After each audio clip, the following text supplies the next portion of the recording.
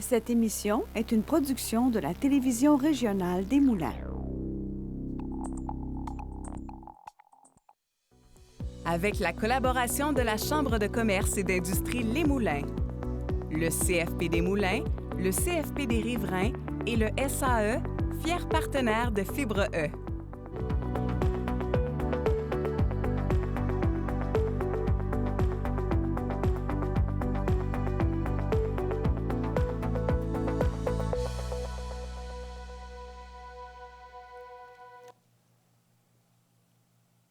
Bienvenue à Fibre E.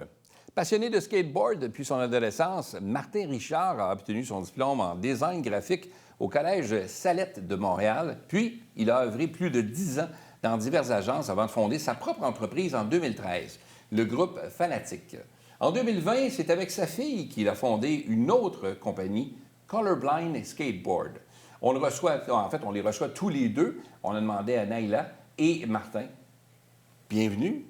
Bonjour. Merci d'avoir accepté l'invitation. Naila, on te connaît un peu plus parce qu'ici, à ma TV, tu fais quelques bulletins aussi, donc quelques reportages et tout. Donc, tu as l'habitude de savoir, mais je ne savais pas ce côté-là de toi, qui est la fibre entrepreneuriale, et avec ton père, où vous avez fondé Colorblind. Parlons, Martin, un peu de toi. Au départ, tu es un graphiste, tu es dans le monde des communications ou... Oui, bien, j'ai travaillé en agence. Je suis designer graphique, dans le fond. J'ai travaillé en agence. Par la suite, j'ai décidé de fonder mon propre petit studio de design avec ma conjointe, dans le fond. Puis, Et de là, c'est là qu'il y a la pandémie qui est arrivée, tu disais. Oui, c'est ça. Bien, on avait, tout a arrêté. Tout allait bien. On avait des contrats. On travaillait avec les Alouettes de Montréal, avec plusieurs grosses entreprises, surtout en événementiel. On faisait surtout des musées, le Zoo Eco Museum. Et puis la pandémie est arrivée, puis tout a planté. Tout a basculé, oui, c'est ça. Puis là, à un moment donné, tu te demandes, à part les 4 murs à la maison, à un moment donné, tu te dis, écoute, on va faire quelque chose. Et tu es un amateur de skateboard depuis que tu es tout jeune, toi. Oui, je fais du skateboard depuis que j'ai l'âge de 8 ans. Ah ouais? Oui.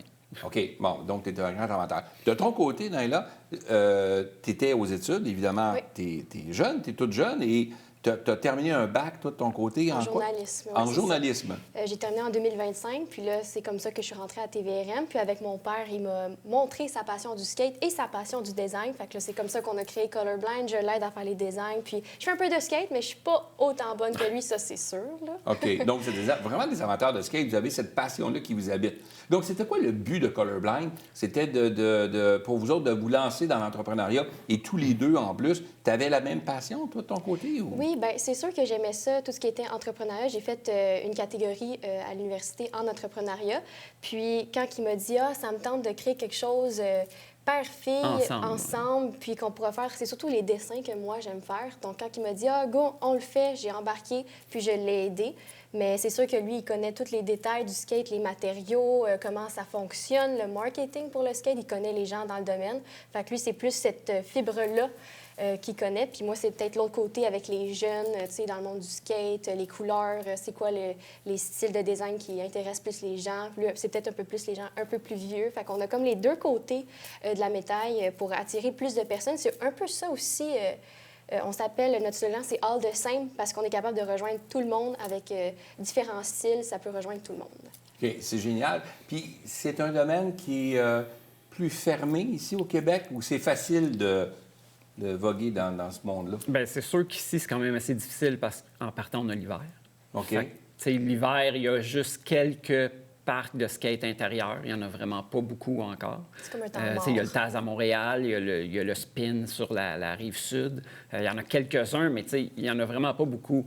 Fait que, pour les jeunes, les tout-petits aussi, c'est difficile de demander à papa et maman de tout le temps les apporter au parc à Montréal ou quelque chose du genre. Fait que, ici, c'est très fermé à cause de l'hiver, dans le fond. Okay. Mais l'été, il y a plein de monde en skate. En plus, ils n'arrêtent pas de construire des parcs partout, des super beaux parcs. Oui, des inaugurations. Mais aussi un peu moins de brand québécois. Oui, il y a beaucoup moins de marques québécoises. C'est pour ça qu'on voulait partir mondialement. Oui. Là, toi, tu avais déjà ton agence de pub de ton côté qui a comme ralenti et tu as décidé de partir un projet avec ta fille. Déjà, au départ, c'est un beau projet. C'est le fun que vous soyez tous les deux là-dedans. Vous êtes beaux à voir parce qu'on sent la passion qui vous habite tous les deux. Donc, vous aviez des forces complémentaires pour être capable de structurer cette entreprise-là. Mis à part ça, tu avais cette fibre entrepreneuriale-là en toi? Est-ce que tu t'es toujours vu comme un entrepreneur? Oui puis non. Oui, j'aime ça, mais je me sens plus comme la personne qui reste dans le bureau en arrière puis qui gère tout et puis qui fait les designs et qui fait... J'aime pas être comme à l'avant, en avant-plan et puis... on est complémentaires. Moi, ça me dérange pas. Je suis comme un peu le porte-parole. Quand on fait des événements au Jackalope ou même à Grande Tribu ici, c'est moi qui s'en va faire des vidéos, qui va parler avec les gens. Mais lui, il est toujours là pour choisir, OK, bien, on le place comme ça. OK, cette année, on fait ces modèles-là, on fait cet catalogue-là. Lui, il décide un peu tout ce qui se passe en arrière, puis moi, je fais... Tu propulses à l'avant. Oui, c'est ça, exact. Bien, c'est bon. Bon, mais on se complète bien les deux. C'est ça que tu voulais, là. Oui. OK. Oui. Tu préfères ça qu'elle soit à l'avant. Moi, je préfère rester à l'arrière. Plus dans l'ombre. Plus être dans l'ombre, là. Puis, tu sais, j'ai la chance d'être designer graphique. Alors, pour faire les dessins des skateboards, les catalogues, la publicité et tout, je m'amuse comme un petit fou, là, parce que j'adore ça. C'est comme mes deux passions combinées ensemble. Fait là, ça fait combien de temps que tu avais parti ça, là? 2020. 2020, quand même. Donc, 5 ans. Et il y a 5 ans là, que c'est échelonné, là, sur...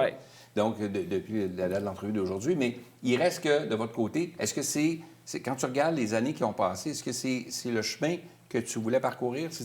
T'es-tu là où tu voulais être? Bien, oui et non. Oui, parce que, tu sais, je vois qu'on est en train de grossir quand même presque mondialement. Là, on commence à être distribué un peu en Australie. On est en train de faire des tests un peu partout dans le monde. On est rendu avec une douzaine d'athlètes partout dans le monde. On a en France, on a en Autriche, on a au Mexique, aux États-Unis. Des gens qui utilisent vos skates pour faire leur compétition et que vous commanditez. Mais il faut savoir que ça vient de beaucoup de travail. Là. Ils se lèvent genre à 4 heures du matin à chaque jour pour pouvoir aller parler avec ces gens-là parce que c'est un peu partout dans le monde. Il y en a en France, il y en a même une qui est venue ici.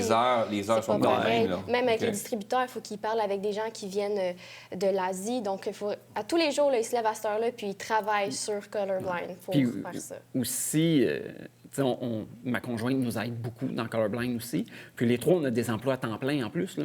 OK. Quand même, c'est ça, on travaille énormément. Sécuriser les revenus familiaux, évidemment, il ne faut pas suivre sur Colorblind actuellement. Non, pas du tout. C'est un passe-temps qui pourrait devenir éventuellement... C'est ce qu'on rêve, c'est ce qu'on espère. OK. On participe à plusieurs événements, puis à chaque événement, on vend de plus en plus. Puis les gens nous connaissent de plus en plus. Il y a même des personnes qu'on va dans la rue à Montréal, puis ils ont un de nos skates, puis on est comme, je sais même pas c'est qui cette personne. T'sais, ça veut dire qu'à un moment donné, on vendait des trucs au magasin, ils sont venus l'acheter, puis là, ils ride nos skates. C'est le fun à voir. C'est super gratifiant, mais en même temps, on se dit, OK, mais ça marche, là, les gens, ils aiment ça.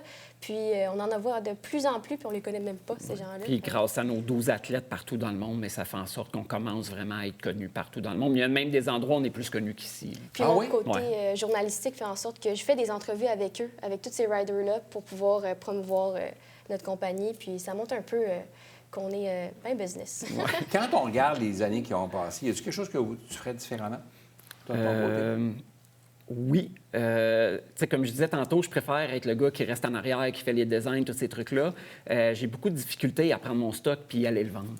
Aller voir les boutiques, aller cogner aux portes, aller bûcher pour dire non, mes produits sont vraiment super, essayez-les. J'ai beaucoup de difficultés avec ça. Je suis pas vendeur. Mais les portes sont difficiles à ouvrir aussi au Québec. On se bat contre toutes les grosses compagnies américaines qui existent depuis les fin des années 70, début des années 80. Mais c'est un produit qui est quand même fabriqué au Québec, là. Assemblé au Québec. Oui, bien, notre produit, il est designé au Québec. Oui. Mais on a plusieurs usines qui fabriquent nos produits un peu partout dans le monde. Tout dépendamment de ce qu'on a de besoin. Mais au tout début, on les faisait faire complètement ici, mais après ça, comme tu as dit, ils ont choisi de faire des boards de plus grosses compagnies parce que nous, on était trop underground, trop petits. Ils ont préféré prendre du stock en gros parce que nous, on ne pouvait pas en faire des milliers et des milliers non plus. Oui, puis aussi, il y a certains produits qu'on veut utiliser dans nos planches que seulement les usines en Asie fabriquent ça.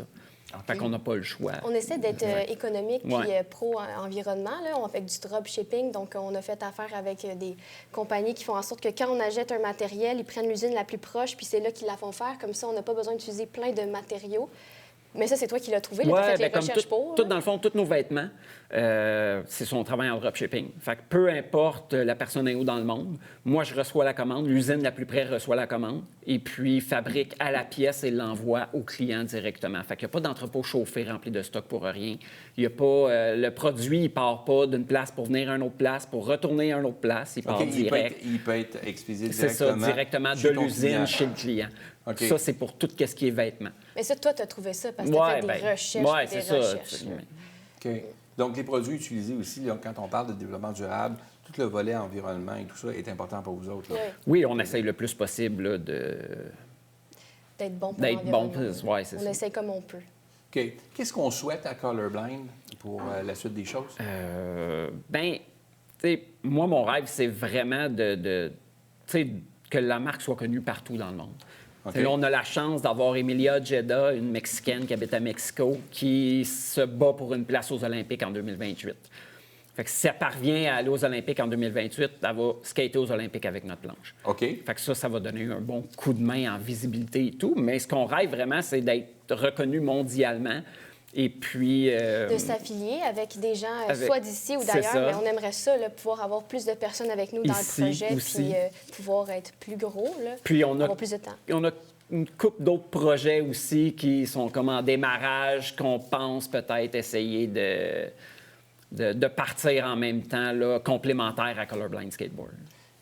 Vous faites partie de la Chambre de commerce. Vous êtes membre à notre Chambre de commerce dans la région et vous êtes finaliste dans 2 catégories au Gala Fusion. Ça vous fait quoi d'être finaliste comme ça? C'est bizarre. Oui, c'est moi qui ai appris la nouvelle en premier. Fait que je l'ai appelé puis j'ai dit hey, on est finaliste. Puis là, il était comme ben non, c'est pas vrai. J'ai dit ben oui, c'est vrai. Il était comme ben non, j'y crois pas. Il était vraiment comme tu savais pas comment le prendre parce que tu étais content, mais en même temps tu disais ben c'est pas vrai, ça se fait pas. Je me sentais un peu comme un imposteur. Ah oui? Oui, parce que tu sais, moi je suis tout le temps, tu sais, moi je me lève comme elle a dit, je me lève à 4 h le matin, je m'en vais en arrière de mon ordi. Tu sais, je suis comme un... comment je pourrais dire? Tu sais, j'ai ma routine, là. Ouais. Tu sais, je fais telle affaire, à telle heure, telle affaire. Fait que là, j'ai fait comme... OK, mais pourquoi nous? On n'est pas beaucoup connus ici. On est plus connus ailleurs dans le monde. Fait que je trouvais ça un peu... Que chez vous.